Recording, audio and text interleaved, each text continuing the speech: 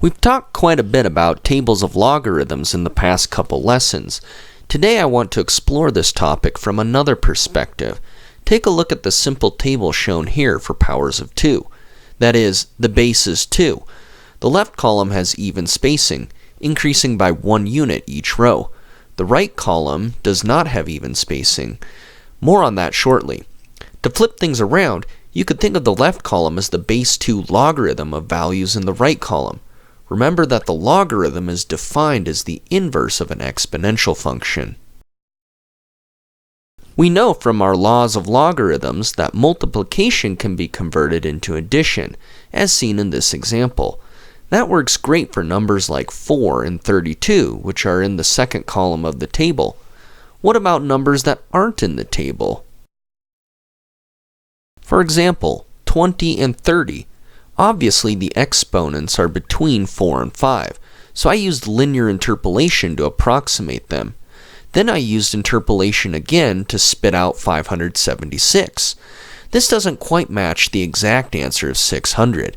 In previous lessons, we have explored ways to deal with non-integer exponents. The best way to handle them is with logarithms, but the concept of the logarithm wasn't always so neatly defined as it is today. What did mathematicians do back then? Well, instead of using an integer base with non-integer exponents, what if we used a non-integer base with integer exponents? That turns exponentiation into repeated multiplication. No need for series expansions, root finding, or other such complications. Here I have chosen a base of 1.0001. The right side is rounded to 4 digits past the decimal. It almost looks like a linear progression. At any rate, there aren't large gaps in the right column of the table as there were with base 2. Eventually, there are jumps in the table due to the accumulation of digits past the 4th decimal place. That can be seen boxed in orange when we jump from 100 to 102, skipping 101. I've included the table on the left, rounded to 8 digits past the decimal, to help you see why that happens.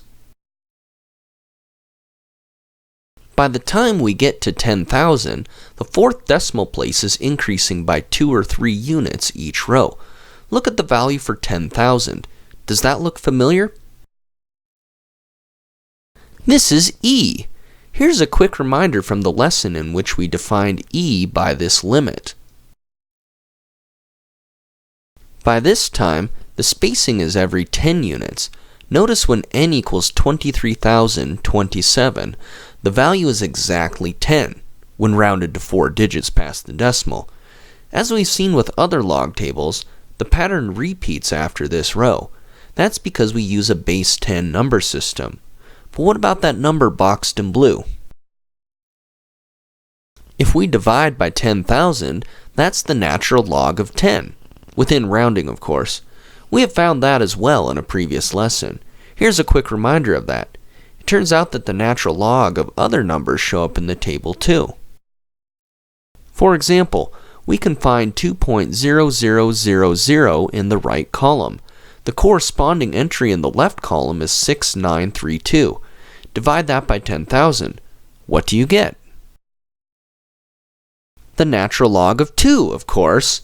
Here's a reminder of that computation from that lesson. Feel free to make your own table in Excel or some other software and explore these patterns for yourself, because it's time for me to do an example. We know that 23 times 47 equals 1081. That can be easily verified by long multiplication. But let's convert this from a multiplication problem into one of addition using our table of logarithms.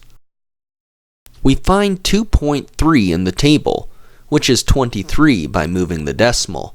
Remember the value 8330 and take note that 23.001 is slightly above 23.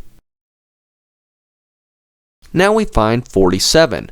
This time we pick the value slightly below 47 to balance out the 23. Remember 15,476 in the left column. Now we add those together to get 23,806. This exceeds the end of our table. But remember what I said about the table repeating. Simply subtract 23,027, the last entry of the table, to get 779. As we shall soon see, the corresponding entry for that is 1.081. By moving the decimal, we get 1081. Here is that value in the table.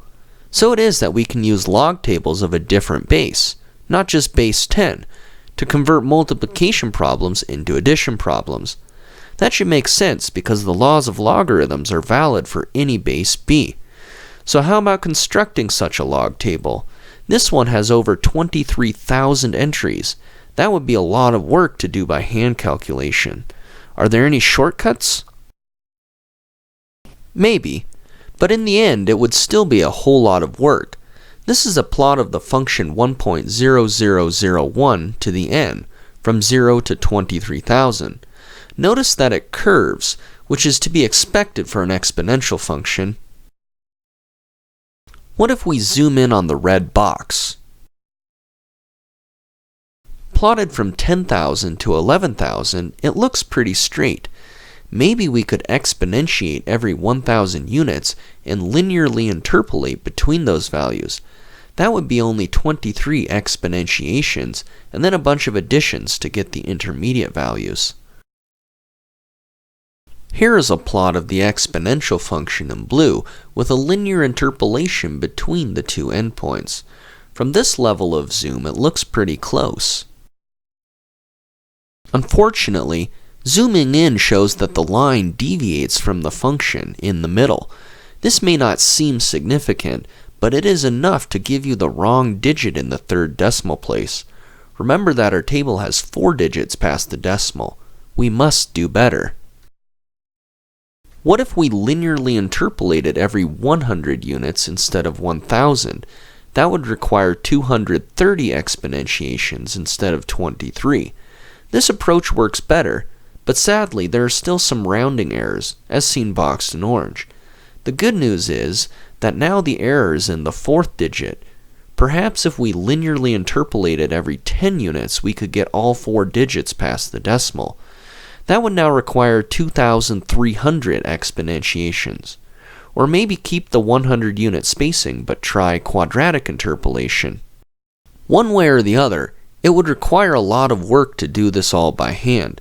And this table is only good for 4 digits past the decimal. What if we wanted 5 or 6? Then we need 200,000 or 2 million table entries. It becomes a lot more work very quickly. Historically, there was a man who produced logarithmic tables to many digits of accuracy, far more digits than my table. Curiously, he used a base of 0.9999999, which is a base smaller than 1. The same laws of logarithms apply, so in that sense it doesn't really matter. Performing the millions of calculations by hand, he spent at least 20 years of his life making such tables. While his method is seen cumbersome by modern standards, John Napier paved the way for future mathematicians to refine his ideas and make them more user-friendly. We can thank John Napier for paving the way for the future with his use of logarithms. It's hard to truly appreciate the magnitude of this mathematical breakthrough when we have access to modern electronic calculators that ease us of the tedious computational burdens. What do you think of all this? Let us know in the comment section below. If you enjoyed this video, I ask you to share with a friend. Thanks for watching. I will see you next time.